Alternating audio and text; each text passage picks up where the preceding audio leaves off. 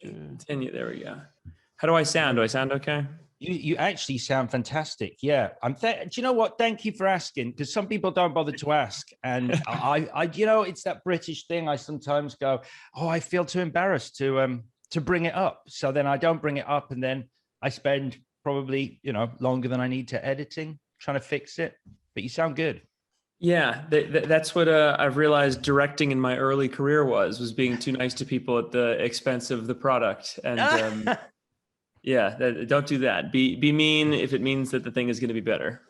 Yeah, I know. But then you run the risk sometimes. Like, for example, sometimes people have got the lighting how they want it because they've decided this is how I look best. And then you don't want to blunder in at the start of an interview and make it awkward by going, sorry, could you open the curtains or something? Just get some more natural light on your face, because they're sort of like on the back foot because they're like, I thought I looked good like this. They have to relight themselves. It's a sensitive, who knew how sensitive an experiment Zoom would be? Yeah, the benefit with me is that I always look like shit. So we don't have to worry about that. That is not true. Where are you? Where are you at the moment? I'm in London. I am on the east side of LA. I'm coming to London on the 10th. They're going to screen the movie a bunch at the Prince Charles, and I'm going to go schlep around to a bunch of different theaters to say hi to people. But no, I'm in the east side of LA, kind of close to the Hollywood sign, ironically. Oh, okay. I was going to say and that is home, right? That you're not just there at the moment. That's home for you. No, yeah, this is my garage. We finished the movie in this room on the computer I'm talking you through. Oh, really? Yeah. I think I read that at the end of the credits, like finished on an Adobe program. I won't pretend I know which, but all of them. Yeah. We used exclusively Creative Cloud, which is just kind of a bulk user-friendly prosumer, product suite. And it's not the special kind of Pro Tools or anything that you'd use to make a big movie. We just did it entirely out of the box, which is fun. That's amazing. Because if you hadn't told me that, there is no discernible difference in the quality of your film with, I guess, for want of a better example, a Marvel MCU movie. It looks as good. It's crazy. And we shot it for 250 grand American. So like it's doubly strange that the movie looks like a huge budget movie, but we were able to do it in a backyard and in our offices. No, wait. So the budget, so just to clarify, the budget for the beta test was 250,000 American dollars. Yeah. That's insane. That is that's nothing. I mean, that's what do they even call that? That's like not even mini, but that's like micro. They call that budget. SAG ultra low. Thunder Road, my first feature, was 190 grand, and then we went and made a werewolf film with an American studio with MGM called The Wolf of Snow Hollow, and that was $2 million. And then we've gone back to making smaller budget movies that we have complete creative control over. Yeah. So you didn't have complete creative control over The Wolf of Snow Hollow? Because I love that. I love that movie, by the way. In my book, you're 3 for 3, which is a great CV to have right now. Thanks so much. That means a lot. With The Wolf of Snow Hollow, we had done the movie and we all agreed to do the script that we set out to do. And then we started pulling at the threads of the sweater in the edit. It was difficult. When you make a movie that's that big, you have 60 people on set at any given time. And there's a good quote from David Fincher. He says he showed up on day 1 of Alien 3 and realized that a union dolly grip doesn't want to push a dolly for a 29-year-old. And I learned that lesson very hard in the snowy hills of Utah. But no, seriously, it was, anytime that we wanted to get a scene with 6 shots, we probably got 5. If we were lucky. And it's just so big. There's so many people. It's like taking an aircraft carrier to the grocery store. So let alone not being able to touch the camera and all the rules that you have of not doing an independent film. It was a very different kind of diplomacy that we had to have on that set. And then on the next one, my producers promised me I would have complete creative control and I would be able to edit the film. And so I edited the film for 16 months and that became the beta test. That's great. I mean, to go back to that David Fincher quote, that's an interesting idea. I remember reading about it was I think it was to go back to your initial point about you can't just be nice and let the film suffer. I remember James Cameron, when he was shooting Aliens over here, found that the crew over here were not particularly receptive to an American director coming in and telling them how it worked. They were like, this is our tea break, mate. We have a tea break Yeah. right now. And, you know, he did not pull his punches metaphorically when it came to getting shit done. Yeah, James is a really weird guy, and is notorious for being a huge prick on set sometimes. I mean, obviously, he's made the biggest movies ever and some of the best movies ever made. And I'm sure, you know, Hitchcock was probably the same. I'm sure Andrea Arnold gets pissed at times on set and needs the film to be what it needs to be. I'm a Buddhist. I like don't have that kind of anger in me. I use my characters for that stuff, and it comes out through the performances. But no, it's a challenging thing. Most people want to be nice, and it's an instinct that I have as well. But sometimes it will just hurt the scenes, and I just at a certain point you have to go, well, why are we doing this? Like the movie's not going to be good. We have to make sure that the movie's good. Well, it's interesting, isn't it? I mean, what we're talking about here, and perhaps the behavior of certain directors historically, you know, famously in the past, you know, does kind of tie with some of the themes of the beta tester and what was acceptable then and how it isn't now. Yeah, yeah, I'm glad you said that. Yeah, it is a very different landscape in Hollywood now for the better. And these toxic, masculine, type A pricks are no longer welcome in the community, and they have to pretend to be these nice guys. And it's really funny to watch. There's a good quote from my producer Ben who says, if something needs correcting, you can expect an overcorrection. And that's what we're seeing in Hollywood right now. So to go back to where you live, so I mean, it ties into this because obviously if you're in LA, I did assume you lived in LA because a lot of this film, it feels like you have seen firsthand some of these monstrous creations that you've put on screen up close, I imagine. Oh, yeah. Oh, yeah. So I mean, no comment. But no, it's never anybody particularly. But we had, 1,000 run-ins with people with that kind of corporate doublespeak bullshit of, well, let's keep talking, and it's exciting. We're all excited. This is great. Let's keep talking. Let's circle back. All of that kind of bullshit we wanted to include in the film, and that was just kind of this mantra that we heard in Hollywood of let's keep talking. Let's not do anything. Let's just keep talking about doing the thing. And we realized like all of the hustle that happens in Hollywood with that, where like you can be brought on as a screenwriter to write something. And if the development team is just talking about doing the thing, they're getting paid to develop the thing and you're not making anything. So the longer that they can continue to talk about making movies and not doing them and getting bad reviews, the better and the more money that they'll make, the better they'll feel, the more money they make. So it's this strange hustle in Hollywood where everybody's talking and not actually doing anything. And so we wanted to kind of make fun of it. Yeah. I mean, it's that age old adage, isn't it? You know, it's called show business for a reason. Yeah, it's a very strange thing where like the technology is there now. You and I can be talking across the world and making audio and video together. And it's never been easier to make movies. And in the history of film, it's only going to get easier to make content in your garage if you want to. And nobody's acting like that. Everybody still feels like they have to spend years and years and years talking about doing something before they can go and do it. And I think it's terrible. It's up to independent filmmakers to bottom out the system. And I think that we're seeing it happen. Well, let's talk about that. And let's talk about you, because before we get into the beta test, I did want to sort of touch on your debut feature, Thunder Road. I mean, I know it's not your debut feature. There was a feature a very long time ago, 2010, 2011, but like your first feature. Oh, you've done your research. Okay, well. Your first feature. Yeah, I count that as my first feature. I call No Flood Wall here my zero feature, and then I also made a series of 6 short films that then we re-edited to make it into a feature called Minutes. So technically, Thunder Road's a bit of my third, but it was the first time that it was any good, so I call that my first feature. So 2018 it comes out, and it has this wonderful reception. Among other prizes, it won the Grand Jury Prize at South by Southwest. How did that change things for you? Can you quantify whether that did actually change things for you? The only thing, so the biggest change for me was making the short film with my friends in 6 hours in a funeral home in late 2015, and then the short film winning Sundance 2016. And that was a real catalyst to people taking us seriously, but it never converted it into anybody giving us money or giving us the financing that we would need to make even a small budget feature. So I had to do the Thunder Road feature by running a Kickstarter campaign and then bringing in private equity from strangers on the internet that wanted to help it out because they saw the short film and appreciated it.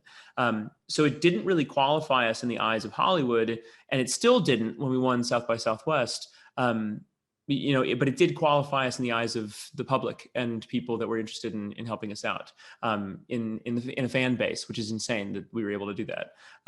So even after winning South by Southwest and getting into Cannes with the Thunder Road feature, the highest offer that we got from a distributor was still half of the budget of the movie. And wow. The budget of the movie was 190 grand. So like we were going to be selling the product. We were selling this feature film that's doing very well around the world for half of the budget that it cost to make it. And we just thought, well, no, we're not going to do that. And so we self-distributed it and made the entire budget back of the feature in the first 2 weeks of being in French cinemas alone. Like it's such an ugly, predatory landscape for independent film. And we kind of stumbled into it in the time when you could completely circumvent it through using iTunes aggregators or calling movie theaters yourself and impersonating a distribution company and saying, hey, would you like to play our movie? And most people had heard of the movie by that time and said, yeah, we want that one. So is that because Thunder Road fell, its release fell sort of 2018, which I don't know that it's changed so much since then, really. That the landscape of cinema is very much, we want franchises, event movies. If you want a theatrical movie, it needs to be part of an existing IP. It needs to be something that, is going to bring in, hundreds of millions, because those are the movies that are being released theatrically. And I know that's not entirely true because you do have the smaller movies, but they tend to be like genre films, like a horror, for example. There's a huge wealth of horror that costs under 10 million. Sure. Yeah. And my first feature that I was a producer on was a film called 13 Cameras, and we shot it in 10 days in a backyard for 35 grand American for nothing. And it's grossed $1 million so far. So like there is a lot of gold in them hills of doing a genre film. But I hate to say it, like I'm going to plant a flag there and say that I disagree, where the movies that are coming out in cinemas are all franchises and sequels and reboots and all that stuff. But people are sick of those because they're made for the broadest possible audience, which means they can't curse, they can't show sex, they can't show violence. And some of these movies are like trying to show that they're trying to say that they're big, cool movies for adults, and they're actually made for children. And so there's this huge chasm in the marketplace where if you can show real cursing and real sex and real violence, all the stuff that these pervert audiences, my audience wants to watch, you can fill that void and you can show people what they can't see on TV. And that is how rock and roll came about. That is how any of these giant movements of, populist movements in artwork came about to get people to actually laugh instead of kind of chuckle along throughout a movie. I think really we are now at this incredible cusp where movies like Minari or Parasite are getting nominated for these big awards, and they're made in living rooms in countries all over the world. It's not the big franchise things. It's not even the big like dramas that are coming out around the world that are doing well, because audiences are kind of sick of it. So even if Thunder Road didn't change the way the industry viewed you as a filmmaker, did it change things for you personally? Did it perhaps silence any doubts you have, or give you a validation that you realize that, wow, like there is an audience out there for the work I'm making? Sure. And also, and not just that, it was a complete confidence change in me where I've had all these like fears and feelings of inadequacy that was kind of imposed on me by just being an independent filmmaker for 10 years and struggling. And like, it is such a lonely experience making movies and having these daydreams and then not being able to make them any good. And it took me doing this short film and really caring about it to understand how I spoke the language of film. It was like learning a new language of like how you do it. And then finally becoming pretty fluent at it was incredibly fulfilling and a confidence boost for me.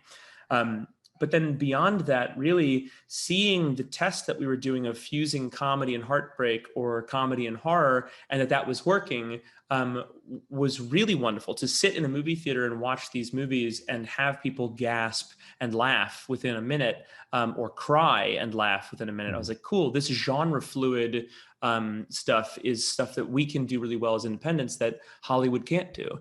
It's very difficult to do it. And we've been very, very lucky. So yeah, all of that kind of became this acceleration towards, well, let's just keep doing it. Let's just see how far we can push it. Let's see what kind of cool stuff we can do.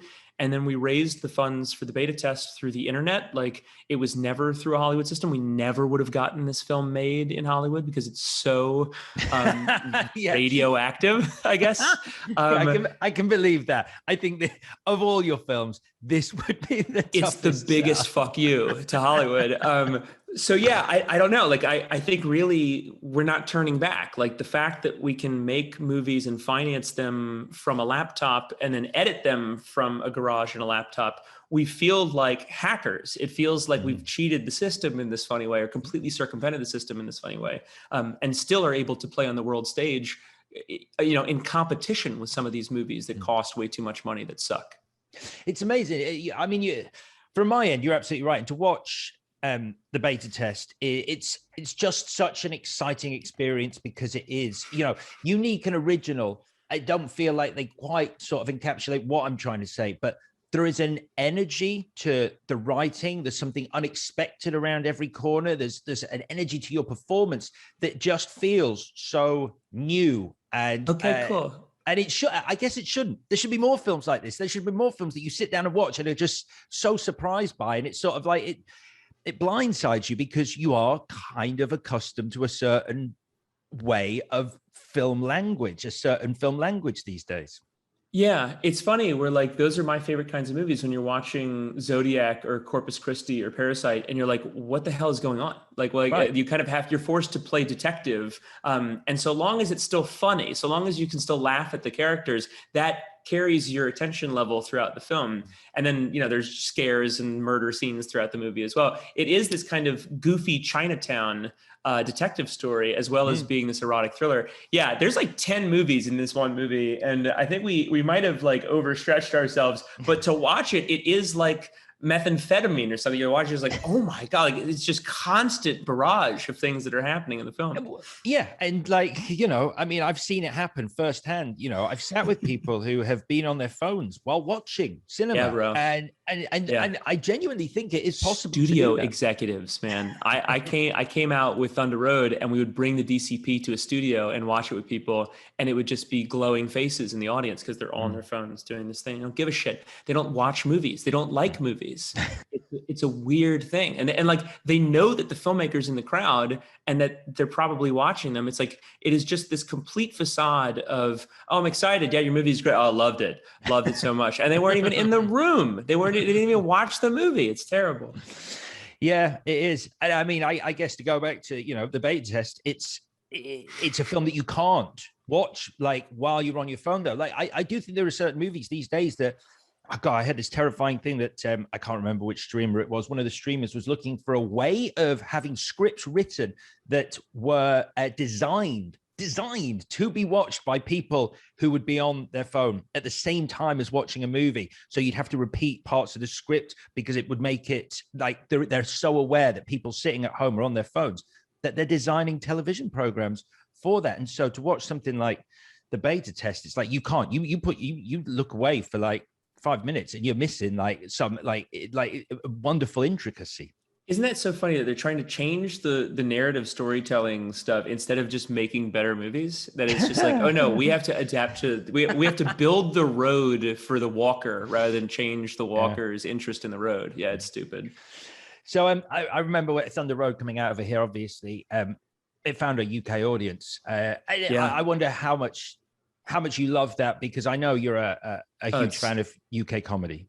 Oh my God, yeah. I mean, it was a dream. I mean, I grew up watching The Young Ones and Alan Partridge, and so like a bit of Fry and Laurie and Jeeves and Wooster. So much of my childhood is based around English comedy, and it's crazy that like Steve is now a pen pal. Coogan's a pen pal of mine now, and so it's like I actually get to if you make something impressive that is in the tradition of these styles, the people who are your heroes will reach out and be like, hey, I saw that thing you copied Alan in this one moment. And I'm like, oh fuck, you copy. Yeah, man, it's That's been amazing, really though. great. So he's been in touch and gone, well, he's been in touch and gone, I think you stole from me, but I still love it. It was really funny. He was like, I was like, oh, if you think that's all I've stolen from you, you're very, it's very underwhelming. No. So, I hung out with him for almost 4 hours the first time we hung out. And it was like uninterrupted eye contact, just talking about the craft. And we're sitting right next to each other at the Four Seasons Hotel in Beverly Hills.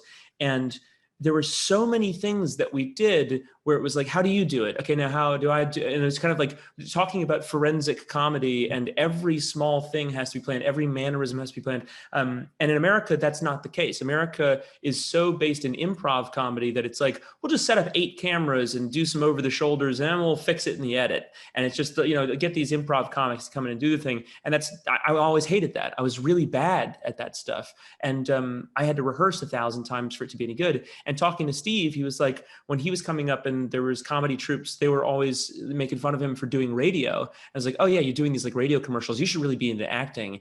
And that created this vitriol in him to be like, I'm going to fucking bury these guys in the ground. I'm going to be the best comic in the world. I'm going to create the best character in human history. And he has. He's going to be a small-time radio DJ as well. Yeah, exactly. And I'm gonna play this pathetic small-town conservative radio guy. But really, I had those almost exact same enemies, these people that I despised in comedy, who I thought were phoning it in and just doing cheap, stupid stuff. And that became ambition in me. So it's been really wonderful to kind of have like shared history in that sense, the same axe to grind. It's very important if you are trying to become successful to have those people that you want to beat up. I know. I get it. It is. It's like, whatever feeds the beast, let's say, inside you, that kind of dissatisfaction is one thing, but then you need sort of to be like, angry isn't the word, but more determined. Petty. Yeah. Yes. All right, petty is the word. Yeah. Let's call it what it is. Yeah. But it's been helpful to me. Like really to get off of the couch. I was a producer for many years. And I would go to film festivals and see these blocks of short films that one of my buddies' shorts was playing in. And to watch 8 great shorts from around the world, I'd be like, oh my God, that's so cool. People are doing cool stuff in Poland. That's really cool. But it really took the 3 shorts in the block that kind of sucked for me to go, oh, all I have to do is be better than those shorts. Okay, I see. Then I could do well. And it really was that seeing things get celebrated for their mediocrity was the thing that actually got me up to make stuff. It's petty and awful about the human mind and male ambition, but that was the thing that got me off the couch. I mean, it's fine. I think it's only when you don't realize that and sort of don't know it that it becomes problematic. As long as you can go, yeah, look, I'm aware of this flaw in myself that's driven me. You like Ricky Gervais as well, though. The reason I bring this up is because you downloaded all these old XFM shows, huh? Wow, you did your research. Oh my God, yeah. And I downloaded them before they were ever available on Spotify. This was like 2006 or something, when it was actually just after they came out. Yeah. So the only reason I bring that up is I did the show before him on that radio station. So You're kidding me. I did the Ricky Gervais warm-up show just before him and Stephen Cole came on. So I did 10 till 1 on a Saturday morning. They did 1 till 3. So I used to listen to that show because most DJs would be straight out the door and I'd sit in the office listening. So when they say, hey, thanks guys so much, and then they start their show, who's talking about you? Wow. Yeah, that was me on my way out the door to stick the radio on in the office and listen to it because it was brilliant. Yeah, it's so good. It's so good. That's so funny, man. Small world. And now here's a weird one because we're going to get into the beta test now. And I don't know whether I think that there's your character Jordan. I felt there was a little bit of John Cleese energy about him. This wasn't while I was watching, but afterwards I was like, shit, there's that whole sort of Faulty Towers, Basil Fawlty thing where it's a man constantly desperate to stay in control as the world around him will not let him to. Sure. I actually haven't thought of that, but in looking back, there's moments of me like doing these goofy mannerisms that are like John Cleese's height, and like using the body comedy to humiliate myself. Yeah, that makes sense. So how's this for a description then? This is what I've got written down here. I did have to write it down, so Okay, cool. I am going to have to read this. So how's this for a description of the beta test? An erotic thriller, black comedy, horror satire on the entertainment industry. Yeah, that's really good. I'm going to steal that. We've been looking for a synopsis because it's difficult. I mean, like people will say like, what genre would this be? And I'm always like, whatever Parasite is. I don't know. Like whatever, like it's like a comedy, horror, drama, poignant thing. I don't know. Like, I don't know. It's genre fluid. I have no idea. But yeah, I'm much less eloquent than what you've just spouted. I like genre fluid. I've not heard that term before. Genre fluid. That's great. Is that a term? Is that a thing? Is that yours or is that out there? No, I've stolen that from gender fluidity, and now I'm like, all right, cool. We could be genre fluid as well. Cool. And I realized like I've been trying to coin a term about what our movies are, and I think genre fluid is kind of the best one. Fucking great. It's really okay. Good. It's really good. So in a nutshell, and I do mean like it's a big nutshell, but it's a nutshell. It's about a Hollywood agent who begins to question who the fuck he is and what it all means, and can no longer keep up the fake identity he's built himself. See, I'm so glad to hear you say that, because some people do the reductionist thing of calling him a sociopath and relating it to American Psycho, but it is just a facade. It's just this kind of weird business thing. I don't think he's a sociopath. He's just this very confused, horny idiot, you know? And so I think because of that, he's a bit more likable. The allegiance of the audience loves watching him fail, and they want to see him learn his lesson, but he's not a monster, I don't think. So I think that's true. No, I think it's a testament to your performance that that at no point, despite everything that Jordan is in this film, you do sympathize with him. Like you do feel sorry for him. Yeah, it's funny that like all it takes is him when someone says, "Here, have a drink. We're all having fun." He goes, "No, 5 years sober." But I'm wondering, like immediately the audience is like, "Oh, it's okay." Like it's funny that you can have somebody be an absolute monster, and if you have them save a cat from a tree in one scene, they're like, "Wow, he's got a heart of gold." Yeah, of course. Well, it's the famous "save the cat," isn't it? Yeah, of course. That's the whole thing. But it started life, and we'll get onto the backdrop in a moment, but it really started life as more of a thriller based on an idea that yourself and PJ McCabe, your writing partner and directing partner on this, came up with, which was about a guy just receiving this purple envelope which offered him a no strings attached sexual encounter, and that was there they got are. All the purple envelopes. Sorry, I have 1,000 purple envelopes in my apartment. Sorry. Yeah. So where did that idea come from, that the actual genesis of what this film grew into?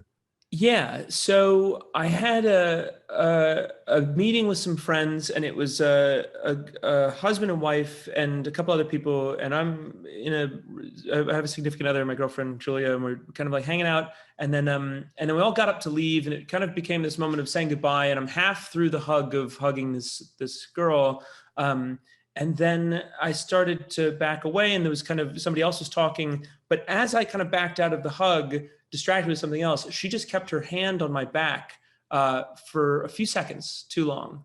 And there was no doubt in my mind that it was an invitation, because it was private and nobody else could see it. But it was kind of this thing of us being close to each other that was like, I see, that is a forceful hand on the back. And it was this small thing. And I was like, that's really weird. That's really uncomfortable. And I don't know how to handle this thing. And then I thought, like, well, what if I got a letter? What if somebody got a letter that invited you to a no strings attached sexual encounter with an admirer, not a stranger? It's not Tinder. It's like someone has designed this analog thing to come into your mailbox and possibly completely derail your life.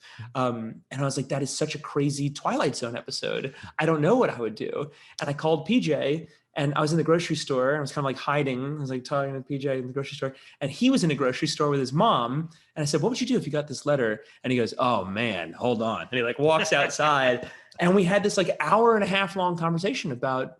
He was like, "No, I wouldn't go because you get murdered. That's an insane thing." And then he was like, "Let's keep developing this thing. This is a neat, a genesis for a movie." And then because the movie's about lying and cheating, of course, we had to set it at a talent agency. And so we like did all this research about the biggest liars and cheaters in the world. And we kind of formed this narrative about data scraping, how you would actually connect people from their search histories, and public, social profiles and digital footprints and stuff like that. And PJ did all this research about big data, and we kind of worked that into the film as well. But it was fusing because so much of the agency world is based around connecting people. And it used to be a social network, agencies. It used to be something to connect creatives together and to kind of separate the public from celebrities. It was kind of these like glorified call centers and mailrooms, and set up in the 1920s and 30s. And now that we have real social networks, those platforms and societies that were agencies are kind of going away. They're having much and much less utility. And so that became very interesting to us, that it was about connecting people and also about agents connecting people and showing this all through one person's stress in a collapsing industry. It just worked. And we're like, all right, cool. Now we have to run at this thing as hard as possible and humiliate these fuckers. It was really, really fun. So was it fun for you because you exist outside that world as well? Because I mean, in the sense that as an independent filmmaker, you could literally like really go for them without any fear of repercussions. I mean, what are they going to do? Like, honestly, like that's the thing. It's a comedy. It's like a South Park episode. And if you're going to take offense to something like that, like you're not cool. Like you take the fucking joke. And that's a good sign of this, of the theory, the scary like power dynamics that are set up, that like you can't even make jokes about these things because you'll be canceled. You'll be blacklisted from the system. But we've never had any help. Like 99% of the work that I get comes from Vimeo. It comes from like people reaching out and saying, hey, I saw your things. Could you like, or like IMDb Pro. Like it's usually never the Hollywood system. It's directors who like my stuff who call me to act in a movie of theirs. So yeah, and then with this one, we got the financing from the internet, completely circumventing the system and the way that you would do it normally. And then we were able to produce it by ourselves at our production offices, in our homes and apartments and offices, to make it look like it's a Hollywood agency. And then, we played it on the world stage at Berlinale and Tribeca and kind of all over, which is insane. There's no difference from how we make movies and how Tom Cruise makes movies. It's just smaller amounts of private financing.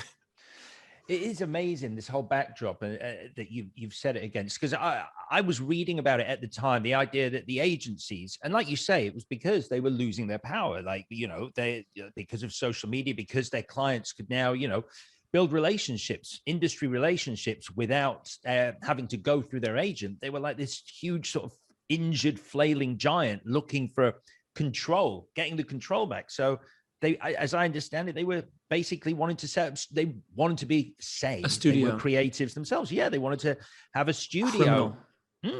Because yeah. I mean, the insane thing is, like, first of all, it was terrifying if you worked in the industry and you weren't going to be part of one of these mega agencies. But then the idea that they were lowballing like their own talent, because rather than making money for the talent, they were then going, well, actually, if we pay this writer less, then we're making more money as their agent. Yep. Talk about a conflict of interest, that somebody who's desperate, who is a creative, who's very talented, comes to these people hoping that they will support them. And instead, they are their bosses in a weird way. It's a complete shift in the power dynamics of how it should be. And no industry functions like that. Like, and these fucking war criminals were trying to change the structures of Hollywood to exclusively benefit them. In the film, there's a moment when I say, they're not going to let us take all the money. Why do we think they're going to let us take all the money? PJ explained it to me. We're becoming travel agents. And it's so poignant. It's like the most honest this guy is about this fight that was happening in Hollywood at the time to prevent the Death Star from winning. It's like it was a real rebel alliance that was the Writers Guild of America putting up this fight they didn't have to put up and say, no, you can't become the studio system. You guys are criminals. We should not let the bad guys be in charge. And they won. It's unbelievable that this happened and nobody's talking about it. It is. I mean, it's strange. I tried to sort of understand whether there was a similarity to what was going on here in the UK, because I mean, the weird thing is, like, obviously, I think most of these agencies, I'm pretty sure WME, CAA, they have arms in the UK, but what we don't have is a Writers Guild, I don't think, as an equivalent. So, and yeah, it is still, I guess, like the best movies, like it's a very easy concept to understand. You know, like The Social Network, you know, you suddenly understand coding, Moneyball. You're like, I get baseball, and you can enjoy the film without actually knowing all of the intricacies of what's being talked about. Yeah, I find that to be very interesting. Like the spoonful of sugar thing of making a comedy, but it's also about something very important. Social Network is one of my favorites. The Big Short is one of my favorites. It's like to be able to have it be comedically driven while also being this fast-paced detective story kind of what a big system is like, where it's also very well researched. We had 11 assistants, agents, ex-agents, and ex-assistants break their NDAs to give us testimony and emails and document dumps, so that it kind of like added up to what was all of the research in the film that took us a year and a half to gather. And just like the vernacular of how these people speak, we wanted to get it right, because if you're going to be making fun of something, it can't be somebody saying, oh, that's not how we're like at all. And so it was very worth it to do that. And we were kind of copying Adam McKay's style for these moments, because we knew that was going to work. It's fascinating, because I mean, to have actually got all this firsthand information. I mean, because even imagine if no one had responded to that request that I think you put out on Twitter, wasn't it? It was Twitter. Yeah. You were like, has anyone got any? This is what we're doing. It's amazing that people responded, to be perfectly honest, because you know, I imagine a lot of those assistants do live in a state of fear about their jobs. So I guess maybe it was a release for them. Yeah, I mean, really, it's like some people were too scared to do it, but then their roommates spoke to us, or their ex-girlfriends spoke to us. So like we had people, some of the more telling stuff about the relationship of Jordan and Caroline in the film was about being with a liar, being with someone whose job is lying, and then they come home and tell you how much they lied that day and how it affects the human relationship of being a partner with someone, how your partner sees you. It changes because of the corrosiveness of your job decisions. And we just found that so interesting. So like legitimately, I tweeted once being like, hey, does anybody have anybody in the agency world? I'm trying to do some research, asking for a friend, basically. And then I had to delete it because we got so much outreach, and it was like, oh no, people are going to find out about it. But I got several DMs on many different platforms, LinkedIn, not just Twitter, being like, hey, I know somebody, my roommate, or like this kind of thing. And so we were able to kind of have these coffee meetings and these phone calls, and sometimes they would just send us stuff of like, this is someone's mailbox. This is kind of what it's like. And then they were also driving us to like the Sony hacks of like these specific email chains to the WGA, and people trying to screw over the creatives and how the sausage is made in the industry. It was very interesting. It was a weird time to research it, but everybody was so open. And it was a bit like when we would go to the next meeting, we would tell people, testimony that we'd heard from the previous meeting. And then they would say, oh, that's nothing. That's great. And they were kept on trying to like be more impressive than the previous source that we had. And so it was very easy. You know, it was like, I'm sure Bob Woodward makes it seem like it's a hard job, but if someone comes out of the White House and is like, oh, you had heard from this guy. Oh, well, I got all the juice. You don't even know. Yeah, because obviously, like, you're fascinated. I'm assuming you're fascinated. I don't want to put words in your mouth by the male ego and this idea of men just like toxic masculinity. I mean, God, it was only April, was it, this year, when it was, it all came out. The Hollywood Reporter did that big piece about Scott Rudin. And all of that, slammed a computer on his employees' hands. And also some of that stuff so that's commonplace, I hate to say. Like, I mean, obviously the physical violence and having to go to the hospital or urgent care is like kind of rare. And I'm glad that story came out. And then also like a lot of the team from the Social Network was like, yeah, that's bound to happen. I've known Scott for 20 years. I was terrified of him. Anytime he would come into the office, people would jump. And it's funny, but it's also awful. We heard testimony from someone at one of the top 4 agencies, And they said that they weren't allowed to be in the bullpens, which I guess they were like, it's worse. And they're like, oh, you're new here. You should come and work in the front. And they were sitting in the front doing reception. And in the first week, the source said, even if though I wasn't in the bullpen, it didn't stop me from seeing a fist fight in the office where these two macho guys in suits were slamming each other up against the glass doors of the front with the like logo of the agency. And the source said, not only did I see it with my own eyes, I watched it on the security camera footage later when everybody's like, oh yeah, this is crazy. There's high drama happen in the office. And the source said the crazy thing wasn't that it happened. That kind of stuff we saw roughhousing all the time. It's a culture run almost exclusively by men. But the source said the crazy thing was that nobody got their cell phone out.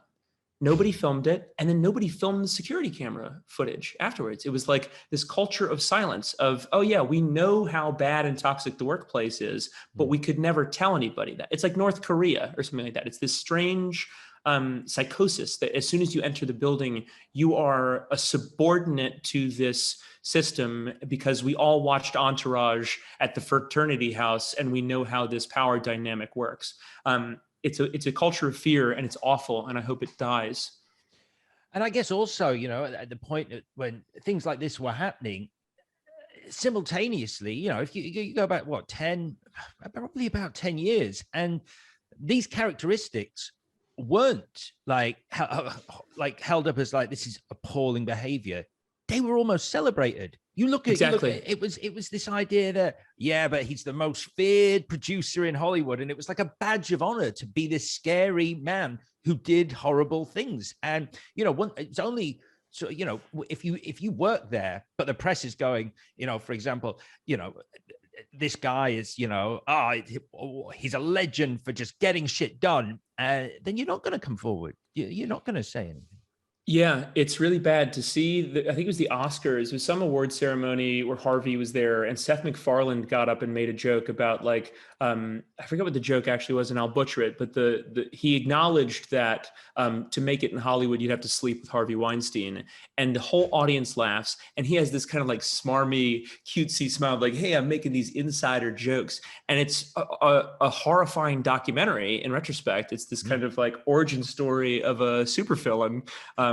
And that kind of blind eye cutesy stuff against women is so scary to look back on. And it just shows how pervasive it is and still is. Like this, Harvey's in prison, but the system that supported this guy, all of his assistants, all of his co-producers on the thousands of movies that he's worked on, all knew that this was happening. If you work with somebody for 10 years, you know how they eat. You know how many times they sneeze when they start sneezing. Like, you know everything about these people, and those people aren't in prison. Those people are still having very successful careers in the film industry. I've met some of them, and they act as though, oh yeah, no, everything's great. Don't worry about it. They do the fucking Jordan Hines thing, and it's scary, man. It's like, and I'm glad that I came into this when, you know, I'm young enough to be able to see the problems for what they are and understand the power structures, and that comedy can sometimes be a cleanser of this thing. And if you can make fun of these people, they lose their power.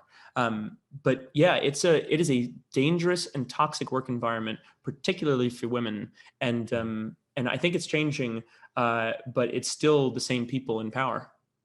I mean, like you say, some of the humor, dark humor, brilliant humor in this is being able, like through your character, Jordan, to basically illustrate this. I mean, so what's the line when you're talking to your assistant, Jacqueline, where you're like, I can't say what I want to say to you right now because of the direction the agency and the country is going. And it's like this fucking Joe Rogan line coming out of this guy, just like, oh my God, like, of course he's a conservative or whatever. Yeah, it's like, that kind of powerless teeth removal of the male ego is just so funny to watch. And it's great to watch it with an audience because everybody laughs out loud at that moment of like, oh, he just couldn't wait to say this. You know, it's like, has nothing to do what's happening in the scene, but because he couldn't call her the B word in the office anymore, he's frustrated. It's great. And then of course you were just talking about him, but there is that incredible line, in that incredible monologue, in that incredible scene that you deliver at the end in the car park, where you're like, nobody knows what's going on and everybody still wants to be Harvey, which is, it's a really, it sent shivers down my spine when I heard it. It's true. And also that stuff of like everybody's wearing suits and kind of on standby because the emperor was beheaded. And it's like, oh, well, what do we do now? I guess, can I still look up to this person? It's like when a cult leader, gets put in prison or something. And it becomes this complete shock to the system where everybody's having to reanalyze who their role models are and what a role model in the film industry should be. It's wonderful to see Mount Rushmore get blown up and then to not know where you stand. And I love that line. It's two of my favorite lines in the film because that's how it feels right now in Hollywood. Yeah, and I'm not going to say too much about this scene because it happens at the end. So I'll just call it the diner scene. But there's some lovely dialogue which really sort of helps sort of resolve some of the questions that the film throws up in a really interesting way. From we can talk about it. Yeah, well, we can talk about it. I don't know. I don't want to spoil it because it's such a great film and it's such a great moment. And I don't think you watch this knowing what happens to Jordan. I certainly wasn't sure how it was going to end. So I'm just being very, very careful because people may well watch this before and listen to this before the film. So then let's talk about the film that we stole it from. So it's from No Country for Old Men. And at the end of No Country for Old Men, he's talking to his brother and he says, look, what you're dealing with ain't nothing new. This country's hard on people. And then he says, the country's changing and it's not waiting on you. That's vanity. And it's this like beautiful monologue. And we kind of steal stuff from that for this moment where my main character's wife at the time, can kind of make this concise description of what everything was of the film. And, this nice little wrapped up bow at the end of the film. And a massive release for the audience. And for me, it's sort of like the calm after the storm. It's sort of like, okay, good. Oh, okay, things are going to be all right. You just need to like stop stressing about all this shit and just go be honest. Be honest with your partner and be honest with yourself, and don't lie all the time. It's a very important message. And if all that sounds too serious for anyone listening, like fucking hell, what's this movie? I mean, there are just a comedy. It is a comedy. There's one line as well. I mean, we touched on it earlier about agents, deciding that they were suddenly creatives. Why not? We can do it. Other people do it, so we're going to be creatives. And it's that line now. Sorry, we've just signed Tiger Woods as director. They're going to reboot Caddyshack with dogs. Sorry, it's such a funny line. It sort of encapsulates everything in one line. The insanity of it. all. It's a stupid industry. There's a lot of bullshit. It's important to not step in it for too long and keep it out of your mouths. Yeah. But I do love it. I do love it. So we touched on this earlier. Do you think like as a result of the Writers Guild's win over the agents, do you think the structure has been altered in Hollywood and there's going to be maybe a positive change to the way studio films are made? And does that even interest you, or are you just happy doing what you're doing? IATSE is going to strike right now. I mean, like our union of basically the infrastructure of making movies. Every single human being that works on film sets is repped by a union called IATSE, and they're potentially going on strike because they've been working over 14-hour days, sometimes 6 days a week, 7 days a week for overtime and getting paid nothing. And it's such an unhealthy work environment for people. It's killing them. And only now, post-pandemic and during the pandemic, do they say, well, what do I want in life? I mean, I don't want this. I don't want to be a workhorse until I'm 70. My knees give out. That's not a life.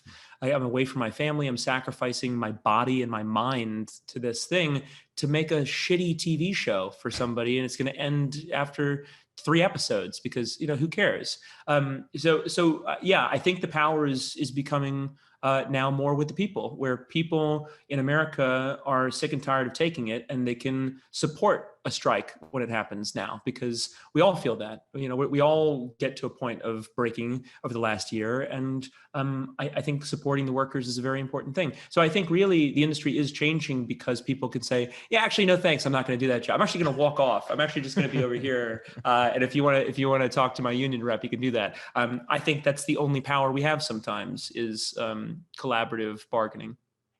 And as a creative yourself, would you ever consider working within the studio system? I guess I ask because there I don't know, to pick a name out of a hat, there are people who have started in shorts and then worked on independent features, like Cary Fukunaga, who I saw Bond the other day, and obviously now he's directing Bond. Does that offer an appeal to you?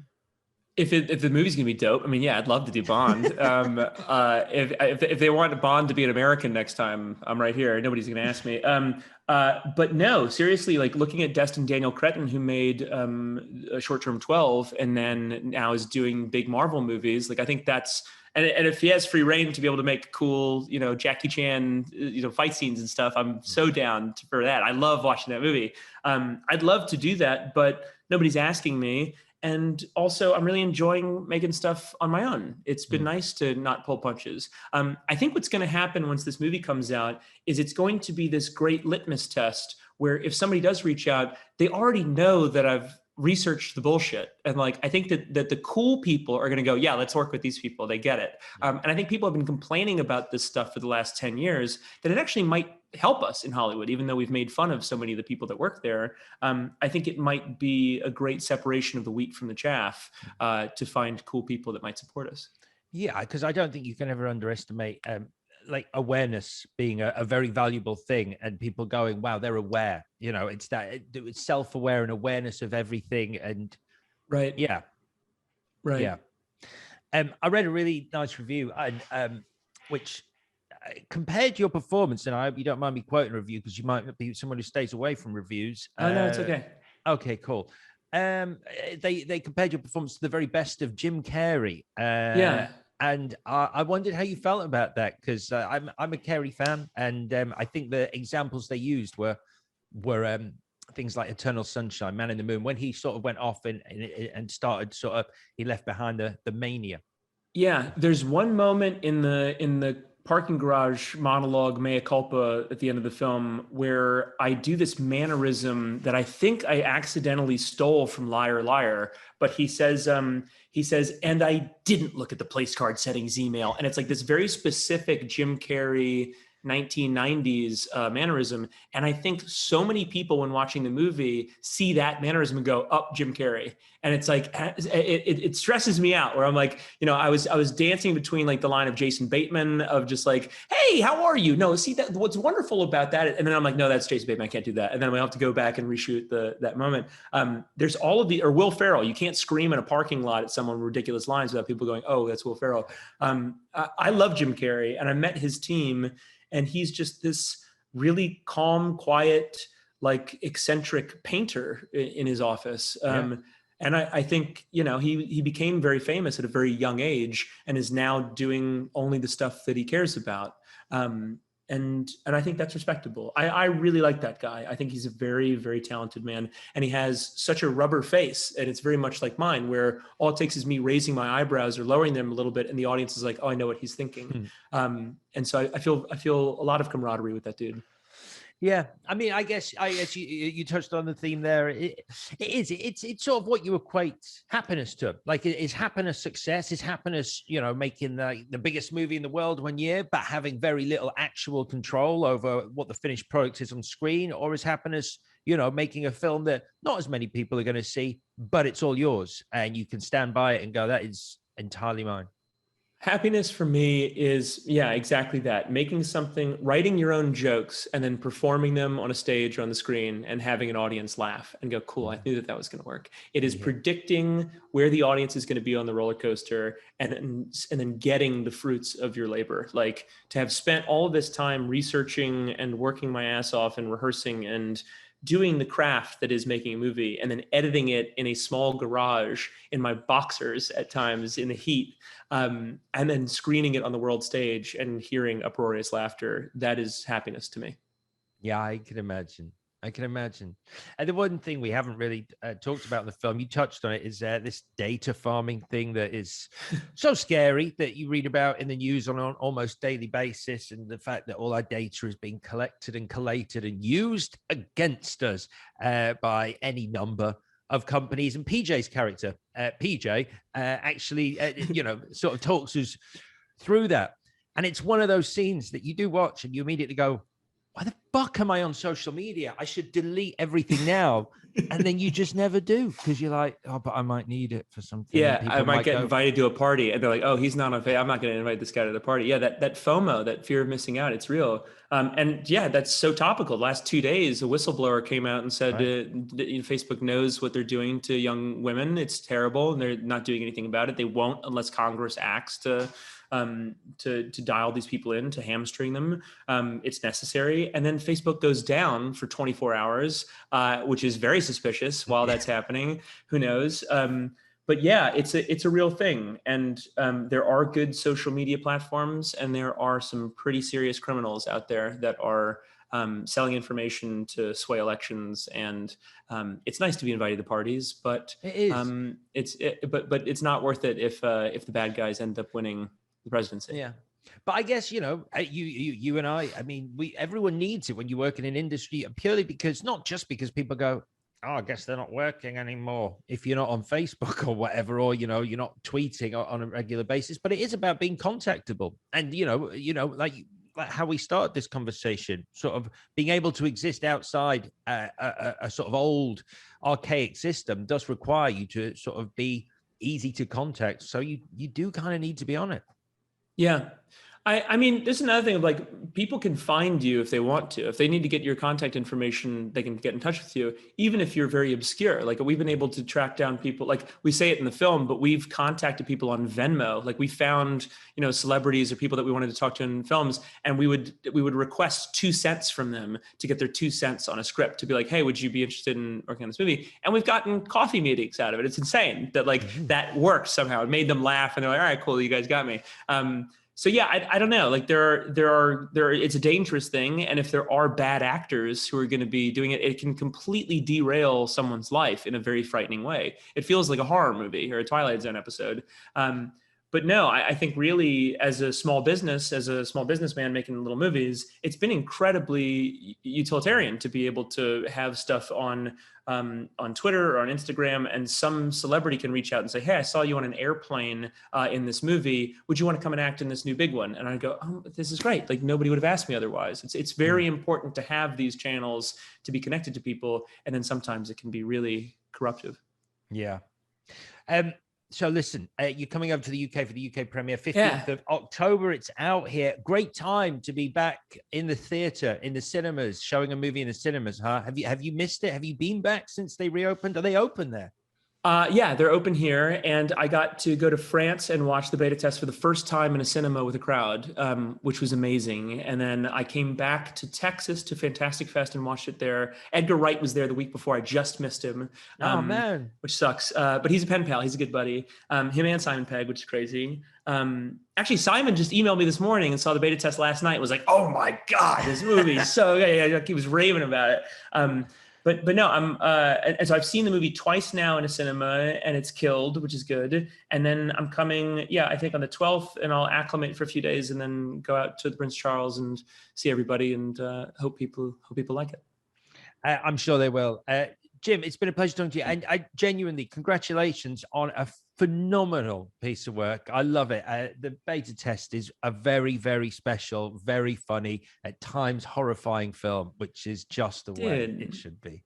That's too kind. Alex, you're too kind. Thank you so much for having me, man. Hello, Alex here. Thank you for watching this video. I hope you enjoyed it. If you want to get in touch with us at all, for any reason, you can find us on Twitter and Instagram at JTFpod. And don't forget to subscribe to the full audio podcast on Apple, Spotify, or wherever you get your pods.